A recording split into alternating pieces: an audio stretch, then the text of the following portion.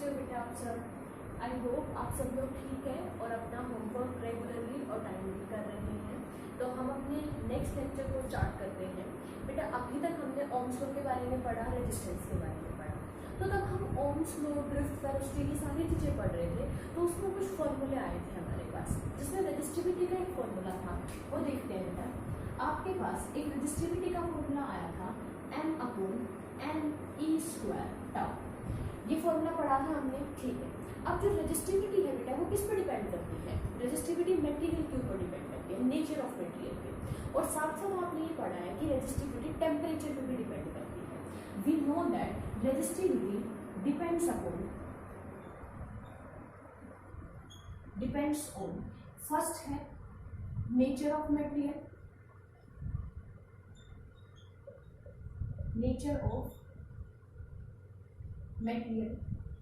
और सेकंड है टेम्परेचर। अब आज के इस टॉपिक में बेटा हमें ये स्टडी करना है कि जो टेम्परेचर है इसके साथ हमारी रेजिस्टिविटी कैसे डिपेंड करती है। तो देखिए, अब फॉर्मूला आपके सामने है। अगर आप ये पहचान पाए कि 1, 2, 3 और 4 इन चार चीजों में से टेम्परेचर के साथ कौन सा फैक्टर चेंज होता है, तो आप इजीली बता सकते हैं कि रेजिस्टिविटी के ऊपर क्या फर्क पड़ेगा टेम्परेचर का। क्या ये बात क्लियर है? ठीक है। अब देखिए बेटा, इसके अंदर क्या है कि हम ये कहेंगे, हम जो पढ़ना चाहते हैं, हमारा आज का टॉपिक रहेगा dependence of resistivity on temperature, कि टेम्परेचर पे हमारे रेजिस्टिविटी कैसे डिपेंड करती है। तो देखिए, इसमें हम क्या कहते हैं, हमें कहेंगे कि फॉर्मूला है हमारे पास m/n/e² टाउ। तो बेटा ये जो रेजिस्टिविटी है किसी की भी हो सकती है, तो हम 1 बाय 1 पढ़ेंगे। तो जो हमारा सबसे पहला रहेगा ये रहेगा 4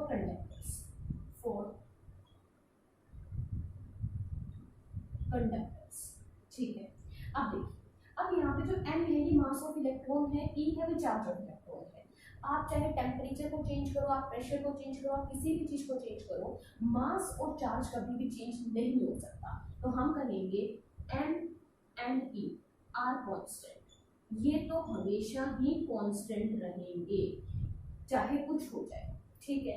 अब नेक्स्ट आता है बेटा हमारे पास, क्या जो बाकी चीज बच गई टो और एन, क्या ये चेंज हो सकता है टेम्परेचर के साथ? अब एक एक करके इनको समझते हैं कि कैसे एन और टो चेंज हो सकता है। सबसे पहले हम बात करेंगे टो। तो देखिए बेटा, जो टो है आपका, जो रिलैक्सेशन टाइम है, क्या है रिलैक्सेशन टाइम, ये कैसे चेंज होता है? रिलैक्सेशन टाइम कैसे था? हम कहते थे कि भाई ये इलेक्ट्रॉन है, मान लो ये ऐसे चला, यहाँ पे कोलाइड कर गया, फिर यहाँ चला, यहाँ पे फिर से कोलाइड कर गया, तो ये कोलिजन नंबर 1 है, ये कोलिजन नंबर 2 है। तो दो सक्सेसिव कोलिजन्स के बीच में जो टाइम लगता था वही हमारा क्या होता है, रिलैक्सेशन टाइम होता था। ये तो एक इलेक्ट्रॉन के लिए है, तो हम इन सभी का क्या कर देंगे, एवरेज कर देंगे सभी इलेक्ट्रॉन्स के लिए। तो बेसिकली रिलैक्सेशन टाइम का मतलब होता था कि दो सक्सेसिव कोलिजन के बीच में इन्वॉल्व होने वाला टाइम। अब देखिए, अगर आप टेम्परेचर को इंक्रीज कर देते हैं, टेम्परेचर को इंक्रीज करने से क्या होगा? टेम्परेचर को इंक्रीज करने से पार्टिकल की, मतलब इलेक्ट्रॉन की काइनेटिक एनर्जी इंक्रीज हो जाएगी।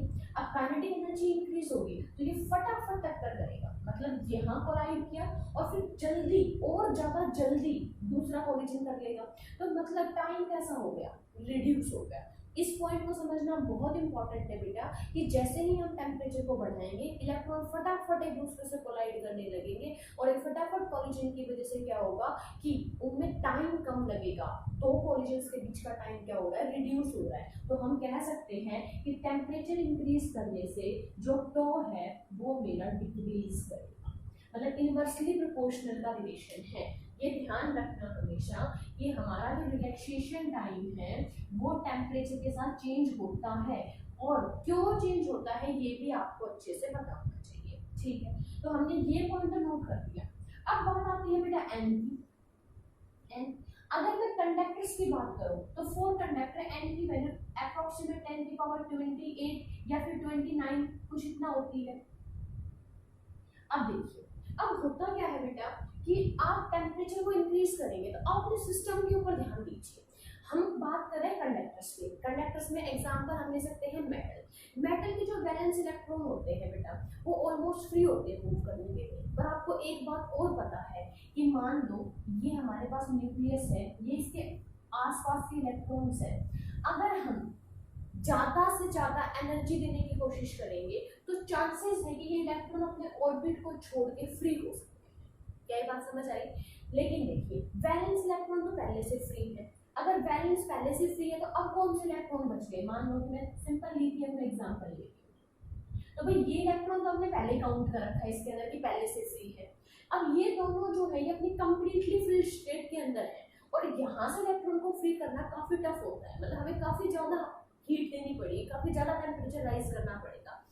लेकिन ये भी ध्यान रखना कि जब हम टेम्परेचर चेंज करते तो हो सकता है कुछ इलेक्ट्रॉन्स फ्री हो जाए, पॉसिबिलिटी है, बट ऑलरेडी नंबर इतना ज्यादा है कि अगर 2-4 इलेक्ट्रॉन एक्स्ट्रा फ्री हो भी जाते हैं तो उससे कोई भी फर्क नहीं पड़ेगा। तो हमने क्या सीखा बेटा? हमने ये देखा कि कंडक्टर्स के अंदर ऑलरेडी बहुत सारे फ्री इलेक्ट्रॉन्स होते हैं, तो टेम्परेचर के बढ़ाने पे n के ऊपर कोई सिग्निफिकेंट चेंज नहीं आता। तो हम कह सकते हैं कि जो n होता है ये ऑलमोस्ट, देखिए एग्जैक्टली नहीं कह रही बेटा, मैं ऑलमोस्ट कह रही हूँ, ऑलमोस्ट इंडिपेंडेंट ऑफ टेम्परेचर। क्या ये बात समझ आई आपको? देखिए हम फिर से रिपीट कर रहे हैं, जो आज का हमारा टॉपिक है उसमें हम ये पढ़ना चाहते हैं बेटा कि हमारी जो रेजिस्टिविटी है वो टेम्परेचर के ऊपर किस तरीके से डिपेंड करती है। किसकी रेजिस्टिविटी की बात कर रहे हैं? तो सबसे पहले हम कंडक्टर्स की रेजिस्टिविटी की बात कर रहे हैं। रेजिस्टिविटी का फॉर्मूला ये है हमारे पास, इसमें हमारे पास 4 टर्म्स है जिसमें से n और e कभी भी चेंज नहीं होगा, चाहे वो कंडक्टर हो, चाहे वो इंसुलेटर हो, चाहे वो अलॉयस हो, चाहे वो मेटल्स हो। तो हम कहेंगे कि भाई फिर ये दोनों कांस्टेंट, तो बचा कौन कौन? तो बचा n और बचा हमारे पास टो। जो टो है वो क्या है बेटा? हमारा रिलैक्सेशन टाइम है। रिलैक्सेशन टाइम मैंने आपको समझा दिया कि टेम्परेचर के बढ़ाने पे रिलैक्सेशन टाइम हमेशा डिक्रीज होता है। दूसरा होता है n। n क्या होता है बेटा? कि ये है हमारे फ्री इलेक्ट्रॉन डेंसिटी, कितने नंबर ऑफ इलेक्ट्रॉन फ्री है पर यूनिट वॉल्यूम के अंदर। तो ये भी आपको पता होना चाहिए, कंडक्टर्स में ये नंबर बहुत ज्यादा होता है। टेम्परेचर के बढ़ाने पे थर्मल एनर्जी बढ़ती है, तो चांसेस है कि हो सकता है कोई और इलेक्ट्रॉन भी फ्री हो जाए, पर ये नंबर ऑलरेडी इतना ज्यादा है कि इसमें 2-4 नंबर ऐड भी हो जाएंगे तो कोई खास फर्क नहीं पड़ेगा। तो इसलिए हम कह सकते हैं कि मेटल्स के लिए, स्पेशली किसके लिए? कंडक्टर्स में किसके लिए? मेटल्स के लिए ये n जो होता है ये इंडिपेंडेंट होता है किससे? हमारे टेम्परेचर से। तो इसका मतलब सारा का सारा रोल किसका बचा? रिलैक्सेशन टाइम का। तो हम कह सकते हैं कि 4 मेटल्स जो सारा का सारा रोल है वो रिलैक्सेशन टाइम का है और टेम्परेचर के बढ़ाने से रिलैक्सेशन टाइम कम होता है। अब देखिए बाकी सारी चीजें कांस्टेंट हो गई, अगर कांस्टेंट हो गई तो हम कहेंगे if m n e r constant. अगर ये सारी ही चीज कांस्टेंट है तो कहीं ना कहीं रेजिस्टिविटी इनवर्सली प्रोपोर्शनल हो गई इसके टॉप। क्या बात समझ आई? तो आपको पता है ऑन इंक्रीजिंग टेम्परेचर, टेम्परेचर के इंक्रीज करने से टो होता है डिक्रीज, और टो डिक्रीज होगा तो रेजिस्टिविटी होगी इंक्रीज। तो हम कह सकते हैं कि 4 मेटल्स टेम्परेचर बढ़ाने पे रेजिस्टिविटी इंक्रीज होती है। तो ये हमारा आज का इम्पोर्टेंट पॉइंट है। ठीक है, क्या बात समझ आई? अब बात आती है किस तरीके से होती है, तो इसका एक ग्राफ है और बहुत ही इंपॉर्टेंट ग्राफ है हमारा। देखिए ये हमारे पास बेटा रेजिस्टिविटी है, यहाँ पे हम टेम्परेचर करते हैं केल्विन सेलेरियम टेम्परेचर, और ये हमारी ओम मीटर के अंदर है। तो इसका कुछ इस तरीके का ग्राफ होता है। देखिए ये ग्राफ 0 से स्टार्ट नहीं हुआ। क्या होता अगर ये ग्राफ 0 से स्टार्ट होता? तो अगर ये ग्राफ 0 से स्टार्ट होता तो इसका मतलब होता बेटा कि जब टेम्परेचर 0 हो जाएगा तो रेजिस्टिविटी भी 0 हो जाएगी, पर ऐसा नहीं है। हम जब टेम्परेचर को रिड्यूस करते हैं, मतलब हम कम करेंगे टेम्परेचर को, तो रेजिस्टिविटी कम होती है, बट फिर भी एक सिग्निफिकेंट वैल्यू होती है हमारी रेजिस्टिविटी की, ध्यान रखना।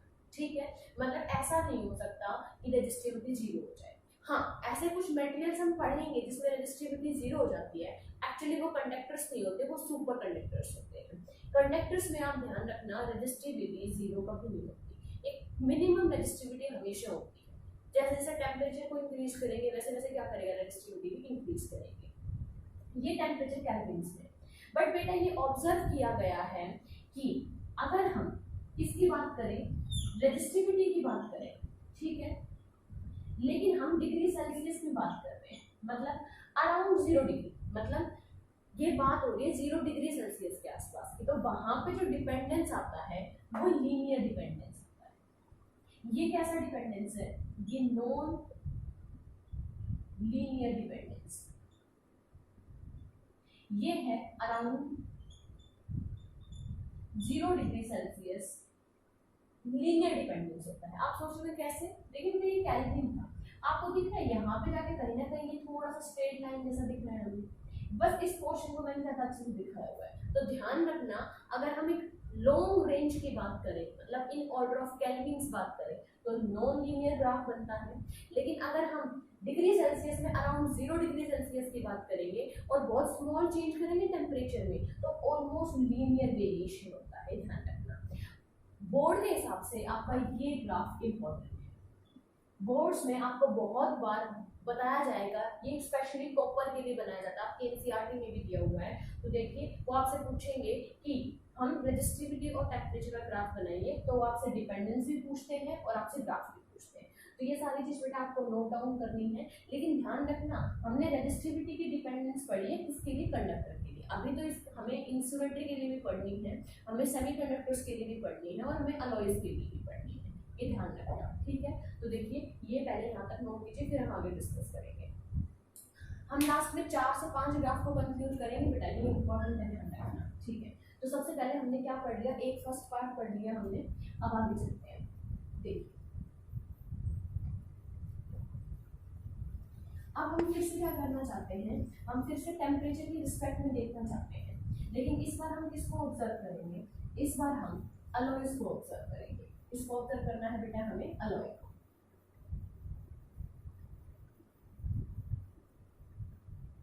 तो हम कहेंगे वेरिएशन ऑफ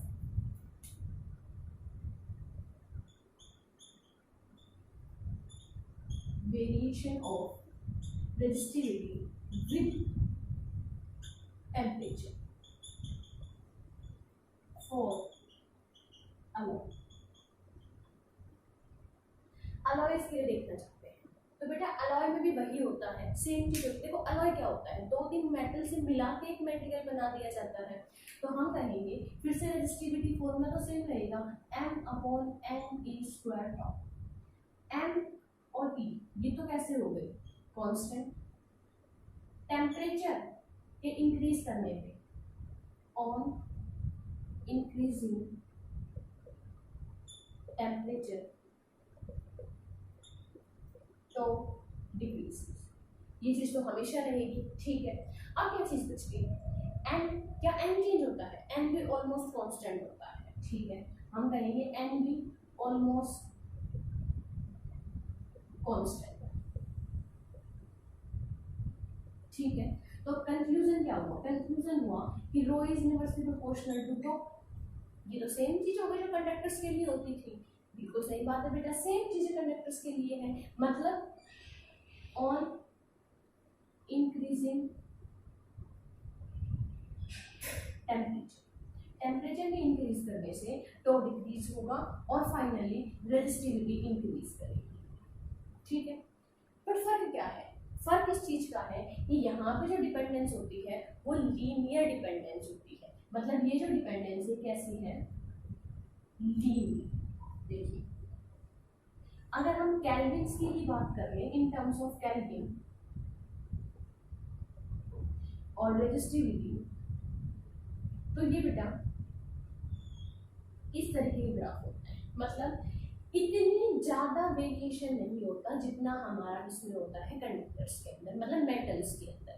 अलॉयज की बात करें तो देखिए अलॉयज के लिए जो ग्राफ की स्लोप होती है ये बहुत कम होती है, मतलब धीरे धीरे थोड़ा थोड़ा इंक्रीज होता है, बहुत ज्यादा इंक्रीज नहीं होता। और कुछ हमारे पास अलॉयज तो ऐसे होते हैं बेटा जिसकी रेजिस्टिविटी ऑलमोस्ट इंडिपेंडेंट होती है।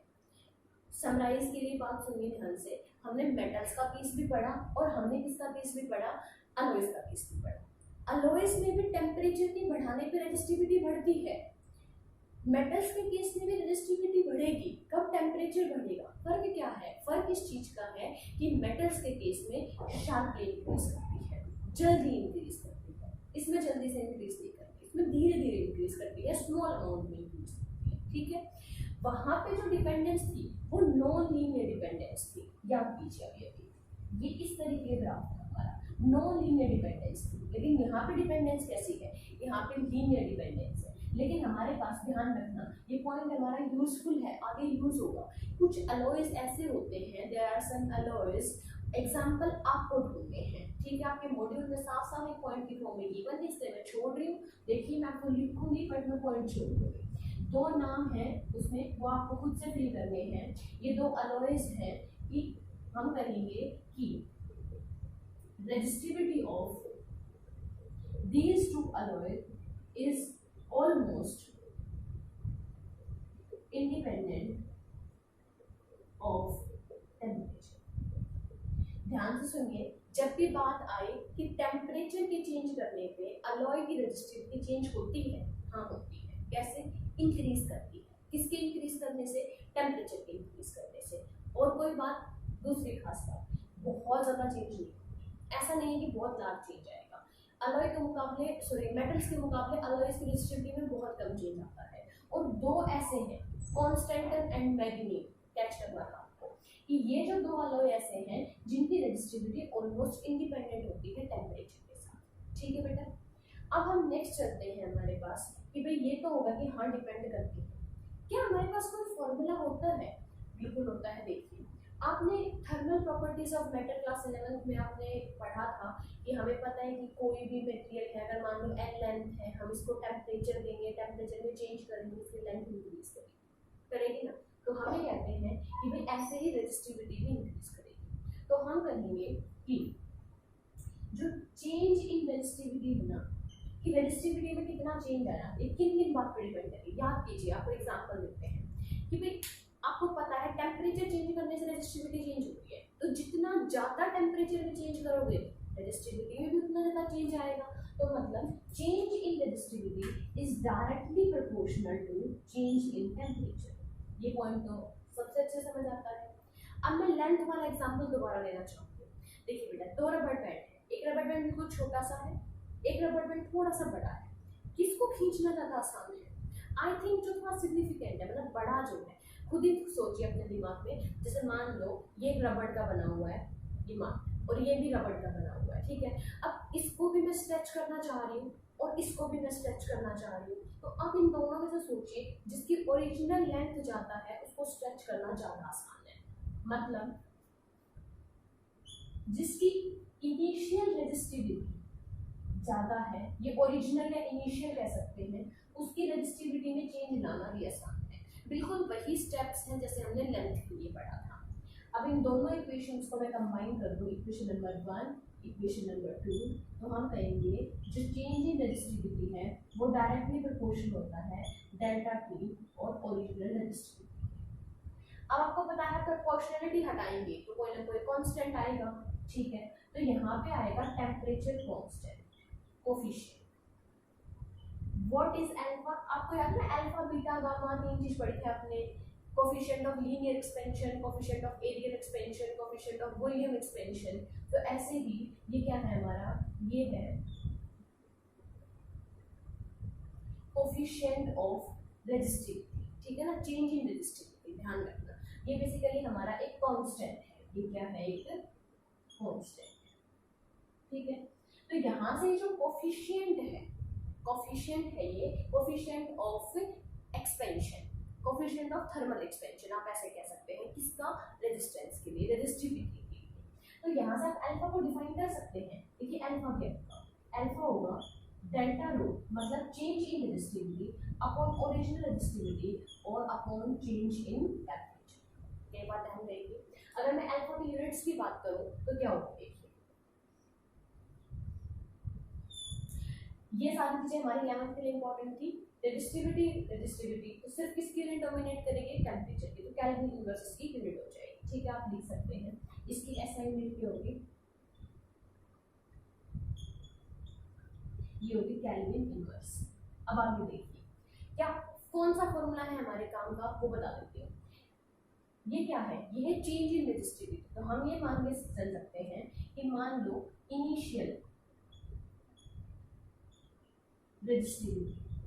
रेजिस्टिविटी थी रो नोट, फाइनल हो गई रो, तो चेंज कितना आया, चेंज जिसको हम डेल्टा रो बोलेंगे, ये आएगा रो माइनस रो। ठीक है, अब फॉर्मूला बना दें इसकी हेल्प से। अब फॉर्मूला बनेगा, देखिए जहाँ पे चेंज है वहाँ पे हम लिख सकते हैं rho minus rho naught is equal to alpha delta naught delta. तो रो इज इक्वल टू इस साइड पे क्या हो जाएगा, ये ऐड हो जाएगा। अब क्या कर सकते हैं, रो नोट को कॉमन ले सकते हैं। ऐसा फॉर्मूला आपको अच्छे से याद होगा क्लास 11। ये फॉर्मूला बेटा हमारे न्यूमेरिकल पॉइंट ऑफ व्यू से इंपॉर्टेंट है। हम ये कहेंगे ये हमारा टेम्परेचर कोफिशिएंट है, अल्फा जो है ये हमारा टेम्परेचर कोफिशिएंट है, और जो ये रो नोट है ये इनिशियल रेजिस्टिविटी है, ये चेंज इन टेम्परेचर है। ठीक है, तो ये जो कांस्टेंट है इसको हम क्या बोल सकते हैं, उसको बोलते हैं temperature coefficient. Temperature coefficient define कैसे होता है, डेल्टा रो, रो नोट और डेल्टा टी। ठीक है, what is delta T, change in temperature, what is delta rho, change in resistivity. अब आप एक बात सोचिए कि टेम्परेचर के बढ़ाने से रेजिस्टिविटी भी क्या होती है, इंक्रीज होती है। इंक्रीज होने का मतलब क्या हुआ, फाइनल वाली वैल्यू बड़ी होगी। देखो इंक्रीज होने का मतलब फाइनल वैल्यू बढ़ी। जैसे फॉर एग्जांपल मान लो एक मेटेरियल उसकी रेजिस्टिविटी 5 है 0 डिग्री के ऊपर, ठीक है, उसकी रेजिस्टिविटी 100 डिग्री के ऊपर कितनी होगी, इंक्रीज होगी डिक्रीज होगी। रफ एग्जांपल दे रही हूं मैं, आपने टेम्परेचर को इंक्रीज किया है तो रेजिस्टिविटी भी इंक्रीज होगी। ठीक है, तो देखिए चेंज इन रेजिस्टिविटी कैसे निकालेंगे, final minus initial, final minus initial, answer कैसा आएगा, positive. Final minus initial, answer कैसा आएगा, पॉजिटिव। ये बात समझ आई। तो देखिए ये भी पॉजिटिव, ये भी पॉजिटिव, ये भी पॉजिटिव, तीनों चीजें पॉजिटिव हो गई, तो अल्फा का आंसर भी कैसा आएगा, पॉजिटिव। अब आप सोच रहे हो मैं ऐसा क्यों समझा रही हूँ, अभी थोड़ी देर में पता चलेगा। देखिए बेटा अभी क्या समझाया है आपको कि रेजिस्टिविटी टेम्परेचर के साथ चेंज होती है, ये पता नहीं अच्छे से पता है।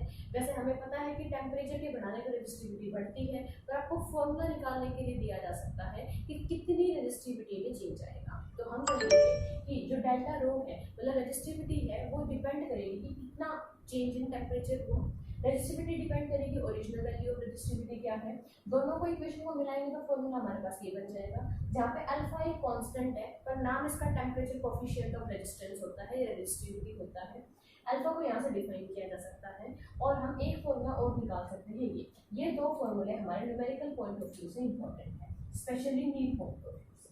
ठीक है, अब देखिए अब मैंने ये क्यों समझाया कि भाई ये पॉजिटिव है, इतना तो आप समझ गए ना कि टेम्परेचर बढ़ा है तो रेजिस्टिविटी भी बढ़ेगी, तो मतलब चेंज इन रेजिस्टिविटी भी पॉजिटिव और चेंज इन टेम्परेचर भी पॉजिटिव, तो अल्फा भी क्या आएगा, पॉजिटिव। तो फिलहाल सिर्फ अपना इतना ही पॉइंट नोट कर लेंगे कि अल्फा जो है, alpha is positive for metal and alloy. Alloys के लिए अल्फा जो है वो कैसी वैल्यू रखता है, पॉजिटिव। ध्यान रखना अलॉय अल्फा से ही पता चलता है कि कितना चेंज आएगा। जिसका अल्फा बहुत ज्यादा होगा उसके रेजिस्टिविटी में चेंज भी ज्यादा आएगा, जिसका अल्फा कम होगा उसके रेजिस्टिविटी में चेंज भी कम होगा। अलॉय के लिए अल्फा बहुत स्मॉल होता है, मेटल के लिए सिग्निफिकेंट होता है, ये ध्यान रखना। ठीक है, अब जो वो मैंने माइनस करके दिखाया था, अब एक बात सोचो अगर ऐसा हो जाता कि टेम्परेचर तो बढ़ रहा है पर रेजिस्टिविटी कम हो रही है। देखिए टेम्परेचर तो बढ़ रहा है तो ये तो आएगा पॉजिटिव, और रेजिस्टिविटी कम हो रही है इसका मतलब ये आएगा नेगेटिव, तो अल्फा क्या हो जाएगा, नेगेटिव। तो बेटा अल्फा पॉजिटिव भी हो सकता है और अल्फा नेगेटिव भी हो सकता है, इसका मतलब समझिए अल्फा पॉजिटिव है इसका मतलब एक चीज के बढ़ाने पे दूसरी चीज भी बढ़ रही है, मतलब टेम्परेचर के बढ़ाने पे रेजिस्टेंस या रेजिस्टिविटी भी बढ़ रही है। ठीक है, अच्छा अल्फा नेगेटिव का क्या मतलब है, अल्फा नेगेटिव का मतलब है कि अगर हम टेम्परेचर को कम कर देंगे तो हमारी रेजिस्टिविटी भी क्या हो जाएगी, कम। अब आप सोच रहे हैं कि ऐसा वाकई में पॉसिबल है, बिल्कुल पॉसिबल है, यही अब हम अपने नेक्स्ट टॉपिक में पढ़ने वाले हैं। ठीक है, तो बेटा आप पहले इस पूरे के पूरे पैराग्राफ को नोट कीजिए अच्छे से, ठीक है, और फिर उसके बाद हम आगे डिस्कस करेंगे। आप तो आई थिंक आपने ये पोस्ट करके नोट कर लिया होगा।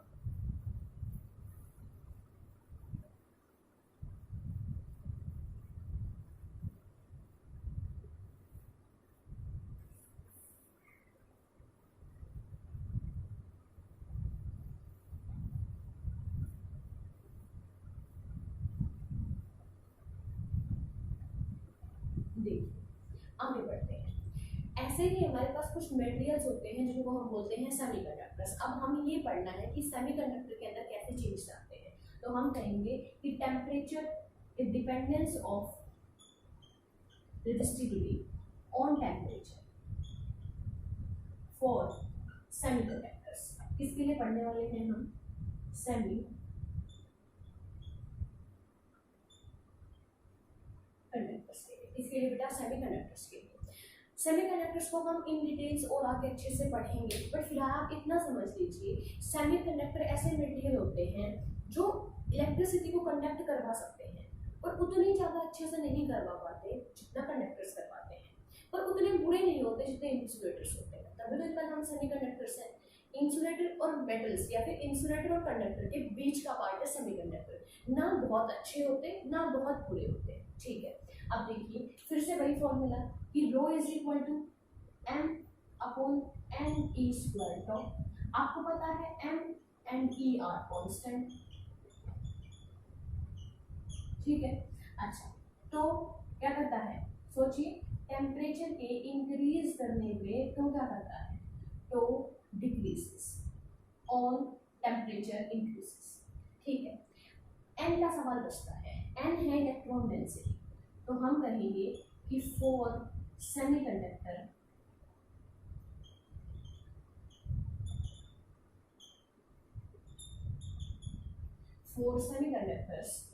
n increases in large amount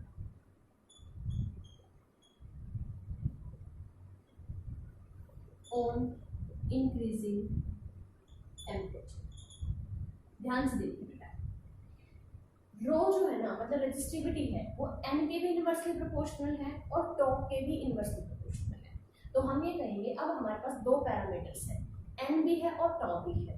अब हम ये कह सकते हैं कि टॉ डिक्रीज करता है टेम्परेचर के बढ़ाने पे, लेकिन n जो है ना वो लार्ज अमाउंट में करता है, बहुत ही लार्ज अमाउंट में क्या करता है, टेम्परेचर के साथ इंक्रीज करता है। तो डोमिनेंसी किसकी आई, n की, ठीक है ना। तो हम ये कहेंगे कि इफेक्ट ऑफ n ज्यादा है इसके मुकाबले टॉ के मुकाबले। तो डिपेंडेंस किसका आएगा, डोमिनेट कौन करेगा, n डोमिनेट करेगा। तो हम कहेंगे कि change in n dominate on change in tau. तो मतलब किसके अकॉर्डिंग काम करना है इस बार हमें, इस बार हमें टॉ के अकॉर्डिंग काम नहीं करना, हमें n के अकॉर्डिंग काम करना है। और we know rho is inversely proportional to n। Rho जो है वो n के क्या है, इनवर्सली प्रोपोर्शनल है। तो आपको पता है टेम्परेचर के बढ़ाने पे, टेम्परेचर इंक्रीज करने पे n है वो भी इंक्रीज कर रहा है। तो इसका मतलब रेजिस्टिविटी डिक्रीज करेगी। आ गया पॉइंट समझ में कि भाई टेम्परेचर के बढ़ाने पे n इंक्रीज करता है तो रेजिस्टिविटी डिक्रीज करेगी। टेम्परेचर तो बढ़ रहा है, रेजिस्टिविटी कम हो रही है। तो अल्फा कैसा होना चाहिए इस केस में, नेगेटिव होना चाहिए। कैसा होना चाहिए बेटा, नेगेटिव। तो हम कहेंगे alpha is negative for semiconductor.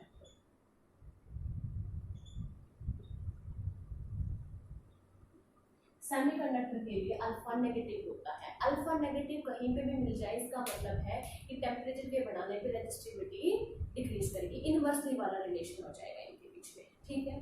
अब इसके अलावा ग्राफ इंपॉर्टेंट है, ग्राफ देखिए बेटा। हम ये कहेंगे कि ये है हमारा टेम्परेचर और यहाँ है हमारे पास रेजिस्टिविटी। टेम्परेचर और रेजिस्टिविटी में इनवर्सली प्रोपोर्शनल का रिलेशन, मतलब ये ग्राफ बनेगा, टेम्परेचर के बढ़ाने पे रेजिस्टिविटी कम, ठीक है। ये था बेटा कि हमारे पास मेटल्स, अलॉय और हमारे सेमीकंडक्टर ग्राफ कैसे चेंज होता है। तो तीन ग्राफ पढ़े हैं आपने, एक हमारे पास सेमीकंडक्टर्स के लिए है ये वाला ग्राफ, अलॉय के लिए है स्ट्रेट ग्राफ, और दूसरा किसके लिए है बेटा, कंडक्टर्स में मेटल के लिए, जो कि कैसा है, ऐसे ऊपर की साइड इंक्रीज होता हुआ दिखाई दे रहा है, ठीक है। अब देखिए अल्फा के बारे में बात करूं तो अल्फा जो होता है वो अलॉय के लिए पॉजिटिव होता है, स्मॉल होता है, मेटल्स के लिए पॉजिटिव होता है, लार्ज होता है, लेकिन सेमीकंडक्टर्स के लिए कैसा होता है, नेगेटिव होता है। तो ये थी हमारी टेम्परेचर डिपेंडेंस की। ये तो हमने रेजिस्टिविटी के बारे में पढ़ा, क्या रेजिस्टेंस भी ऐसे चेंज होता है, बिल्कुल, क्योंकि हम अज्यूम कर लेते हैं छोटी सी चीज कि बेटा टेम्परेचर के बढ़ाने पे लेंथ और एरिया पे कोई फर्क नहीं पड़ रहा। आपको पता है R is equal to rho L by A. वैसे तो R एल पे और ए पे भी डिपेंड करता है, पर ये हमारा अजम्पशन होता है कि एल और ए में बहुत ज़्यादा फर्क नहीं पड़ेगा टेम्परेचर के चेंज होने से। तो सारी की सारी डिपेंडेंस किसकी आ गई, रेजिस्टिविटी की। तो हम कह सकते हैं कि जो चीज़ें हमने रेजिस्टिविटी के लिए पढ़ी हैं वो सारी चीज़ें रेजिस्टेंस के लिए भी वैलिड है। ठीक है, तो यहाँ तक नोट कीजिए, फिर ये हमारा टॉपिक खत्म हो गया। ठीक है, अब देखिएगा, अब बात आती है कि जो रेजिस्टेंसेस बनाए जाते हैं वो रेजिस्टेंसेस बनाए कैसे जाते हैं। तो बेटा हमारे पास दो तरीके के रेजिस्टेंसेस होते हैं। कैसे कैसे, एक होते हैं वायर से बने हुए, मतलब क्या करें हम, हमें पता है कोई भी एक वायर हो उसका कोई ना कोई रेजिस्टेंस तो होगा ही होगा।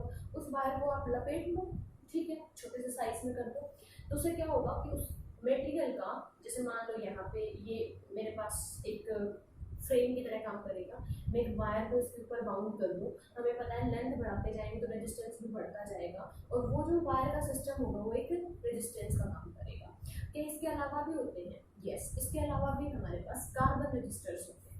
क्या होते हैं? Carbon resistors. अब बात आती है कि कार्बन रजिस्टर्स क्या होते हैं। वो कार्बन के मटेरियल के बने होते हैं।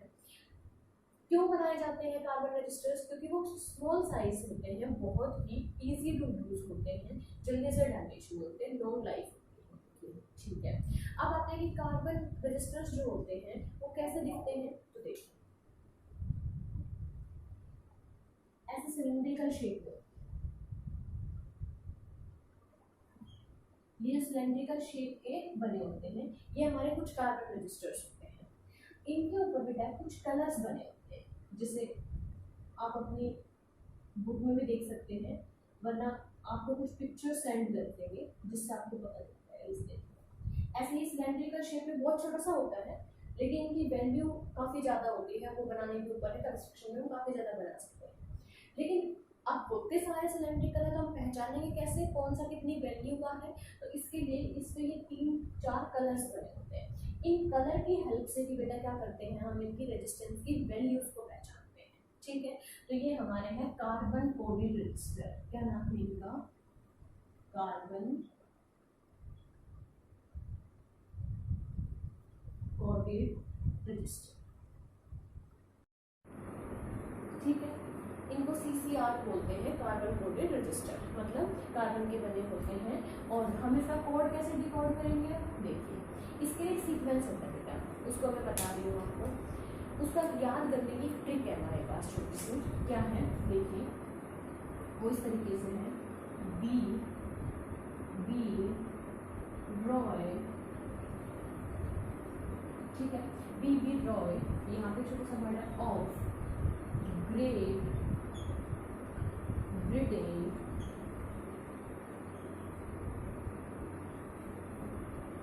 had a very good wife। ये मैंने लाइन लिखी है, ध्यान से सुनिए। B Roy of Great Britain had a very good wife. ठीक है, wearing gold and silver। कैसे है? सिल्वर, सॉरी, गोल्ड और सिल्वर, या फिर कोई भी कलर, नो कलर हो सकता है। क्या बियर कर रखा हो? गोल्ड या सिल्वर, या कोई भी कलर ना हो। ये सीक्वेंस है याद करने का। अब इसमें जो हमें याद रखने हैं वो कौन कौन से लेटर्स हैं? ये लेटर्स तो एज इट इज है हमारे, बी रॉय, यहाँ से ग्रेट लेना है का G, ब्रिटेन का B, यहाँ पे V, यहाँ पे G, यहाँ से W, ये पूरा वर्ड लेना है हमें, गोल्ड सिल्वर, और ये नो कलर भी ऐसे। देखिए, अब इनके सामने डालनी है हमें नंबरिंग। नंबरिंग क्या? यहाँ से नंबर डालेंगे 0 1 2 3 4 5 6 7 8 9। ठीक है।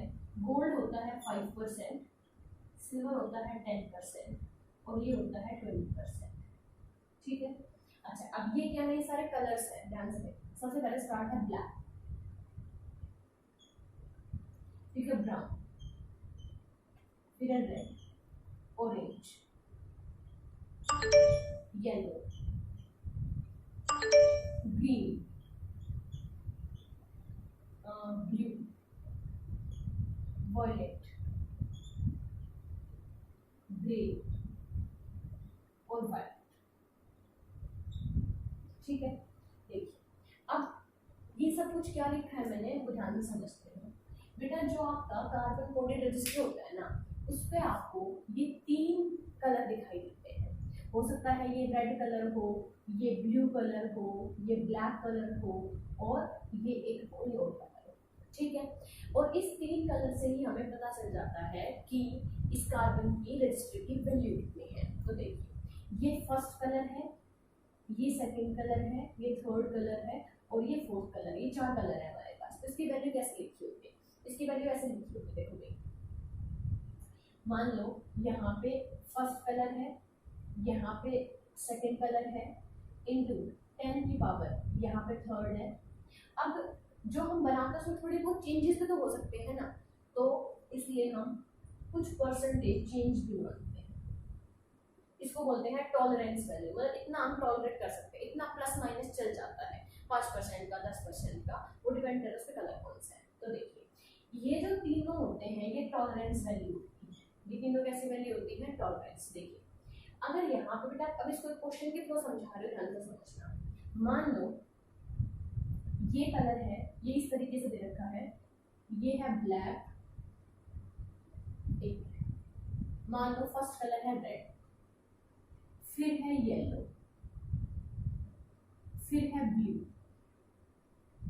और ये है गोल्ड। देखो आपके सामने सिलेंडर गिवन है, उस सिलेंडर के ऊपर 4 कलर दिखाई दे रहे हैं, रेड, येलो, ब्लू और गोल्ड, ठीक है। तो देखिए ये 3 पास में थोड़ा सा दूर होता है, लास्ट वाला होता है। अब इसकी वैल्यू कैसे डिसाइड करेंगे, सबसे पहले कौन सा कलर है, रेड। रेड कलर देखिए, रेड का नंबर कितना है 2, तो यहाँ पे लिखो 2। फिर देखिए सेकंड नंबर पे क्या है, येलो।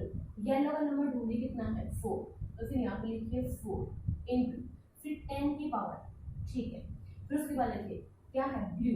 ब्लू ढूंढिए कहाँ है, 6, तो 10 की power 6 plus minus gold. Gold का कितना परसेंट है 5, मतलब ये इसकी है, ठीक है। मतलब ये जो कार्बन रजिस्टर मैंने बनाया है इसकी ये वैल्यू, ये इसका रेजिस्टेंस है। तो भाई ये क्या है, किस तरीके से लिखा जाता है, ये इस तरीके से लिखा जाता है बेटा। हमारे पास फर्स्ट कलर, हर कलर का नंबर होता है, फिर सेकंड कलर,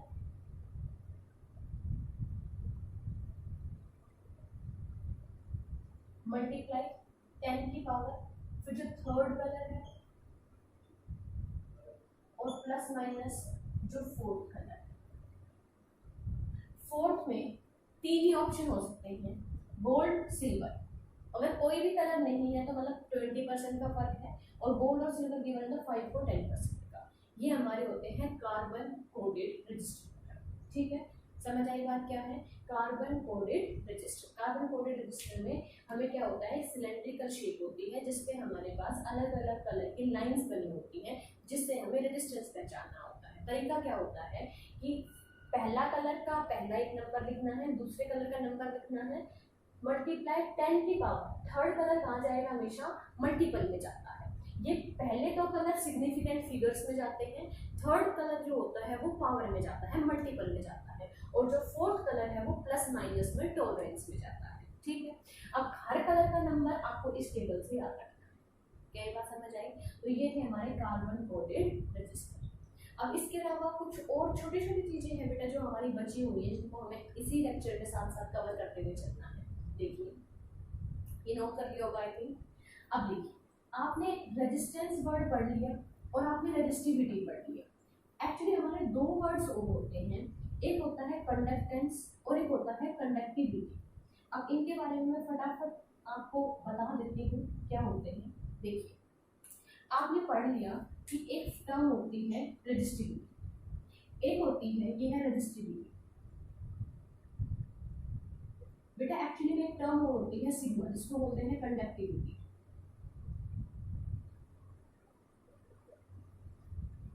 ठीक है, रेजिस्टिविटी रेजिस्ट करना मतलब रोकना, कितनी क्षमता है कि वो करंट को रोक सकता है। कंडक्टिविटी कितना इजीली करंट जा सकता है, जस्ट अपोजिट है, कितना इजीली वो कंडक्शन करवा सकता है। ऐसे ही एक है रेजिस्टेंस और एक है कंडक्टेंस। बेटा रेजिस्टिविटी रेसिप्रोकल होती है कंडक्टिविटी की, मतलब फॉर्मूला होगा रो इज इक्वल टू 1 सिग्मा और आर होगा 1/g, मतलब इसकी जस्ट रेसिप्रोकल है। डेफिनेशन, रेजिस्टिविटी का मतलब होता है कि कितनी एबिलिटी है रोकने की, कंडक्टिविटी कितनी एबिलिटी है आराम से जाने देने की, मतलब कितनी इजीली करंट फ्लो हो सकता है। Conductivity is the ability of a material, the how easy the current can flow through it. Resistance opposition होता है और conductance मतलब कि कितना easily करंट जा सकता है। अब आप सोच रहोगे ये रेजिस्टिविटी और मतलब रेजिस्टेंस तो एक जैसे से नहीं है ना, फर्क क्या है? देखिए रेजिस्टिविटी है ना बेटा, वो मटेरियल की प्रॉपर्टी है और रेजिस्टेंस मटेरियल की प्रॉपर्टी होने के साथ साथ लेंथ और एरिया पे भी डिपेंड करता है। अब मैं छोटा सा एक एग्जांपल देती हूँ, इसको हम कंपेयर कर सकते हैं। दो वर्ड है हमारे पास, एक है मास और एक है डेंसिटी। आपको पता है ना, जैसे मान लो कि इस मार्कर का कोई ना कोई मास है, ये मार्कर प्लास्टिक का बना हुआ है, इस प्लास्टिक की कोई ना कोई डेंसिटी है, ये बात आपको अच्छे से पता है। अब देखो, अब ये अगर दोनों मार्कर सेम मटेरियल के बने हुए हैं, ठीक है, अगर इनका साइज सेम है तो देखो इनकी डेंसिटी भी सेम होगी क्योंकि मटेरियल सेम है, और साइज सेम है मतलब हाइट विड्थ, तो इनका मास भी सेम होगा। बट सोचो क्या होगा कि जिस मटेरियल से मान लो ये बने हुए हैं, उसी मटेरियल से मैंने ये मॉडल भी बनाई सेम प्लास्टिक मटेरियल से। अगर मटेरियल सेम है तो इसकी जो रेजिस्टिविटी सर इसकी जो डेंसिटी है और इसकी डेंसिटी है वो सेम होगी। बट ये देखिए इस प्लास्टिक की बोतल का साइज डिफरेंट है, और मान लो ये प्लास्टिक की बोतल अंदर से होलो नहीं है, ये सॉलिड है कुछ, ठीक है, तो इसका मास तो ज़्यादा हो जाएगा। तो आपको पता है कि मटेरियल ऐड होता रहेगा तो मास बढ़ता रहता है, ऐसे ही लेंथ बढ़ती रहेगी तो रेजिस्टेंस बढ़ता रहेगा। रेजिस्टिविटी मटेरियल पे डिपेंड करती है, लेकिन रेजिस्टेंस मटेरियल के साथ साथ उसके डायमेंशंस पे भी डिपेंड करता है, उसकी लेंथ कितनी है, उसका एरिया कितना है। क्या ये बात समझ आई अच्छे से? अगर इनमें से कोई डाउट हो तो हम क्लास में अच्छे से दोबारा डिस्कस कर लेंगे, और ये चार टर्म आपको क्लियर होना जरूरी है। अब इसके बाद आता है बेटा आपके पास कि 10th क्लास का टॉपिक आपको खुद करना है। अगर आपको कोई दिक्कत आएगी तो लाइव क्लास के अंदर हम डिस्कशन कर सकते हैं। टॉपिक किसका है? Series and the parallel combination of resistors. Hint के लिए मैं दोबारा से बता रही हूँ, सिर्फ मैं आपको हिंट दे रही हूँ, अगर कुछ दिक्कत आएगी तो हम इसके ऊपर डिस्कस कर लेंगे, बट मुझे लगता है कि आप खुद से भी कर सकते हो। आपको पता है बेटा एक सीरीज कॉम्बिनेशन होता है और एक पैरेलल। सीरीज कॉम्बिनेशन कुछ दिखाई देने में ऐसा होता है और पैरेलल कुछ दिखाई देने में ऐसा होता है। अब आपने एक्चुअली अभी थोड़े दिन पहले सीरीज और पैरेलल कॉम्बिनेशन ऑफ कैपेसिटर पढ़ा था, इसलिए मैं आपको रिवाइज नहीं करवा रही हूँ। सीरीज में करंट सेम होता है, वोल्टेज डिवाइड होती है, पैरेलल में वोल्टेज सेम होती है, करंट डिवाइड होता है। सीरीज में ऐड करने का फॉर्मूला होता है R = R1 + R2, और पैरेलल में होता है 1/R = 1/R1 + 1/R। ठीक है, 10th क्लास में बेसिक फॉर्मूले ड्राइव करवाए जाते हैं। अगर आपको नहीं आते तो हम इनको डिस्कस कर लेंगे, पर एक बार आपको खुद से ट्राई करना है। तो आज के लेक्चर में बेटा हमने जो चीज़ें कवर की हैं वो है temperature dependence of resistivity and resistance for metals, alloys and semiconductors, carbon coating resistors, और दूसरा है हमारे पास series and parallel combination. Series और पैरेलल कॉम्बिनेशन आपको ही करना है, और यहाँ तक के क्वेश्चंस आपको अपने मॉड्यूल से प्रैक्टिस करने